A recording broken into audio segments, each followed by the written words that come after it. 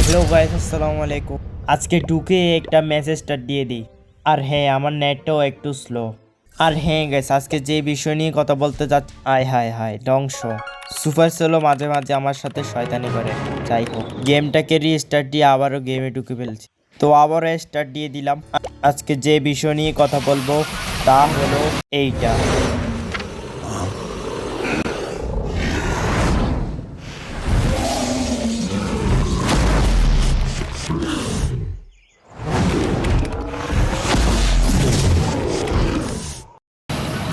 এতক্ষণ স্ক্রিনে যে ভিডিওটা দেখলেন তা হলো এটা।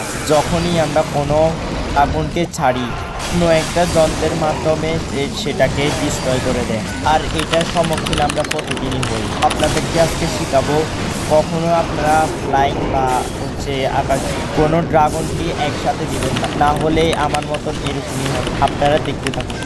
আর হ্যাঁ, কিছুক্ষণ পরে রেজাল্টটা দেখতে পারবেন।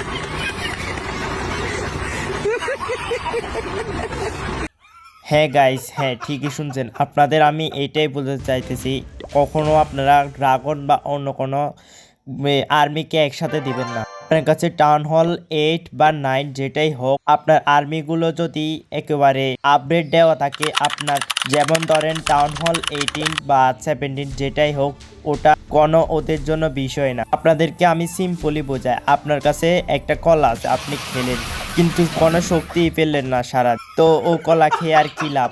আমি কিন্তু ওই কলার কথা বলছি। আর স্পোর্টস প্লেয়াররা কখনো একসাথে আপনার হিরোগুলো একসাথে দেয় না, কারণ ওরা ঠিক মতোই জানে একসাথে দিলে কি হবে। ক্ল্যাশ অফ ক্ল্যান হচ্ছে মাথা আর মেধা দিয়ে খেলার একটা যোগ্য গেম, এই জন্য এই গেমটা কেউ খেলতে চায় না। আপনার হিরোগুলো যদি আপডেট থাকে, 17 আর 18 টাউন হল ওদের কাছে কিছুই না। আপনার কাছে টাউন হল 18 বা 17 আছে বলে আপনি একেবারে হিরো সাজবেন, এটা একেবারে ভুল কথা। এই কথার সাথে আমি একমত।